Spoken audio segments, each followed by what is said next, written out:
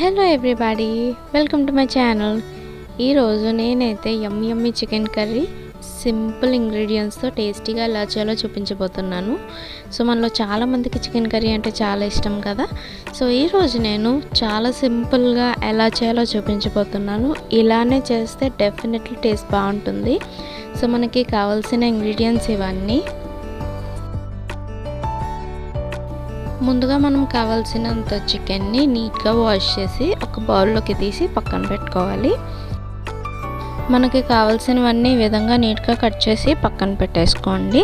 ఇప్పుడు మనం కొన్ని ఇంగ్రీడియంట్స్ని పేస్ట్లో చేసుకోవాలి, బికాస్ అది కర్రీకి గ్రేవీ బేస్ అనమాట. ఫస్ట్గా మనం మీడియంగా కట్ చేసుకున్న ఆనియన్ పీసెస్ వేసుకోవాలి. దాంతోపాటు అల్లం, వెల్లుల్లిపాయ, జీలకర్ర, టొమాటో ఇవన్నీ కూడా వేసి వీటిని ఒక పేస్ట్లా చేసుకోవాలి. మరీ ఎక్కువ పేస్ట్లా చేసేయకండి, బికాస్ అంత పేస్ట్ అయిపోతే కూడా బాగోదు.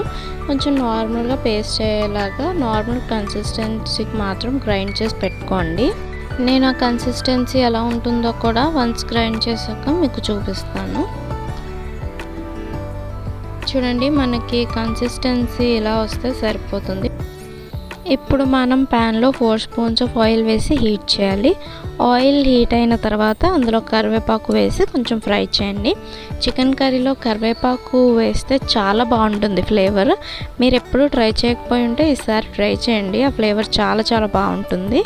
కరివేపాకులో కొంచెం ఫ్రై అయిన తర్వాత ఇందాక మనం పక్కన వాష్ చేసి పెట్టుకున్నాం కదా, ఆ చికెన్ పీసెస్ని కూడా యాడ్ చేసేయండి. చికెన్ పీసెస్ కూడా మరీ చిన్నగా కట్ చేసుకోకండి, ఇలా మీడియం సైజ్గా కట్ చేసుకుంటే కర్రీకి బాగుంటుంది. సో అలా వేసిన చికెన్ పీసెస్ని కొంచెం ఫ్రై చేయండి.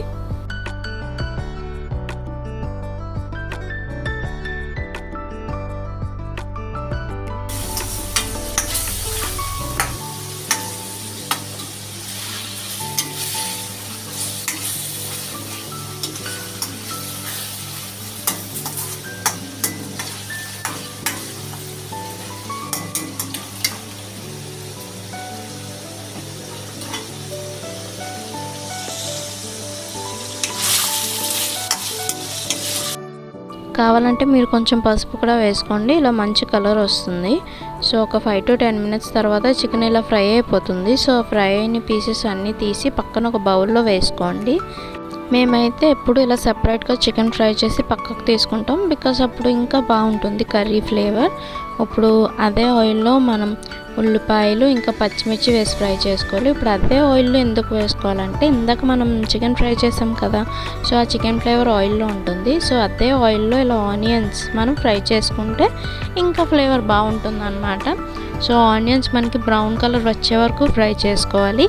ఆనియన్స్ కూడా నీట్గా ఫ్రై అయిన తర్వాత అందులో ఇందాక మనం చేసుకున్నాం కదా ఆనియన్, టొమాటో, అల్లం, వెల్లుల్లి ఈ పేస్ట్ ఉంది కదా, ఆ పేస్ట్ వేసి బాగా ఫ్రై చేసుకోండి. ఈ పేస్ట్ అన్నది కొంచెం మనకి టైం పడుతుంది, అంటే మరీ ఎక్కువ టైం కాదనుకోండి, ఒక 5 to 10 minutesలో నీట్గా కుక్ అవుతుంది. అసలు చికెన్ కర్రీలో మెయిన్ సీక్రెట్ ఇక్కడే ఉంది. ఈ పేస్ట్ మనకి పచ్చి వాసన పోయేంత వరకు బాగా ఫ్రై చేసుకుంటేనే చికెన్ గ్రేవీ బాగుంటుంది. మనకి ఎలా ఫ్రై అవ్వాలంటే వన్స్ ఇది ఫ్రై అయిన తర్వాత ఆయిల్ పైకి తేలుతుంటుంది. సో అప్పుడు మనకి పర్ఫెక్ట్గా కుక్ అయిందని తెలుస్తుంది అనమాట. చూడండి, మీకు కనిపిస్తుంది కదా ఆయిల్ కొంచెం పైకి వచ్చింది. సో ఇప్పుడు ఇంకో ఆల్మోస్ట్ ఇది కుక్ అయిపోయినట్లే. ఇప్పుడు ఏం చేయాలంటే ఇందాక మనం ఫ్రై చేసిన చికెన్ పీసెస్ పక్కన పెట్టుకున్నాం కదా, ఆ చికెన్ పీసెస్ అన్నీ యాడ్ చేయాలి.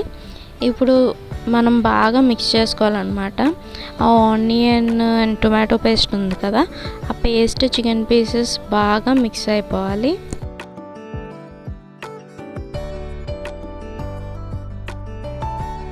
ఇలా మనం ఒక 2 minutes ఫ్రై చేసుకోవాలి. జస్ట్ ఆ పేస్ట్ అండ్ పీసెస్ బాగా కలిసిపోతే చాలు.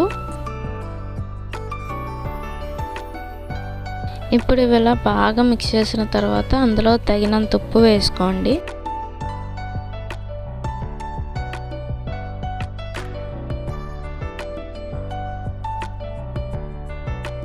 సాల్ట్ వేసి బాగా మిక్స్ చేసిన తర్వాత అందులో కారం కూడా వేసుకోండి.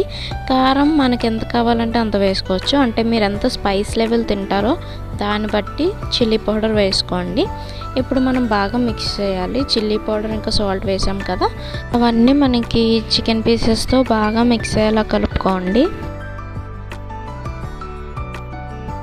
ఇలా మిక్స్ చేసుకున్న తర్వాత మూత పెట్టి ఒక 2 మినిట్స్ అలా వదిలేయండి.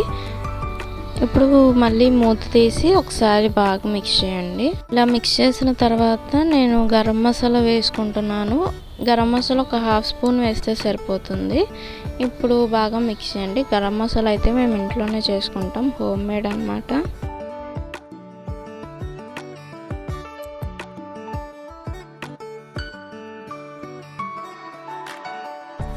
ఇలా బాగా మిక్స్ చేసిన తర్వాత నేను 1/2 గ్లాస్ ఆఫ్ వాటర్ వేసుకుంటున్నాను. అంటే దీనికి క్వాంటిటీ అంటూ ఏం లేదు, జస్ట్ చికెన్ పీసెస్ ఇలా మునిగే వరకు వేసుకోండి చాలు, మరీ ఎక్కువ వేసుకోకండి, అంత టేస్ట్ బాగోదు. సో చూస్తున్నారు కదా, నేను ఈ లెవెల్ వరకు వేస్తున్నాను. జస్ట్ చికెన్ పీసెస్ అందులో మునిగే వరకు వేసుకుంటే సరిపోతుంది. సో మూత పెట్టేసి ఒక 2 to 3 మినిట్స్ వదిలేయండి. దాని తర్వాత ఇలా కుక్ అవ్వడం స్టార్ట్ అవుతుంది. మనకి ఇలా కర్రీ కుక్ అవుతూ ఆయిల్ తేలిందంటే ఇంకా ఆల్మోస్ట్ మన చికెన్ కర్రీ రెడీ అయిపోయినట్లే. కాకపోతే మనకి గ్రేవీ ఎంత కావాలో అంత అడ్జస్ట్ చేసుకుంటే సరిపోతుంది. సో దట్స్ ఆల్, మన యమ్మీ చికెన్ కర్రీ రెడీ అయిపోయినట్లే. మనం ఈ చికెన్ కర్రీ రైస్తో సర్వ్ చేసుకోవచ్చు, రోటీతో తిన్నా చాలా బాగుంటుంది, అండ్ పూరి, రోటీ, దోశ దేనితోనైనా చాలా చాలా బాగుంటుంది. నేనైతే రైస్తో ట్రై చేశాను. ఆ గ్రేవీ ఇంకా చికెన్ పీస్ రైస్తో తింటుంటే అసలు చాలా అవసరంగా ఉంది. మీరు కూడా డెఫినెట్గా ట్రై చేసి టేస్ట్ ఎలా ఉందో నా కామెంట్ సెక్షన్లో చెప్పండి. ఈ వీడియో ఎప్పటి వరకు చూసినందుకు థ్యాంక్ యూ సో మచ్. కానీ లైక్ చేయడం, కామెంట్ చేయడం మాత్రం మర్చిపోకండి. Like, share and subscribe.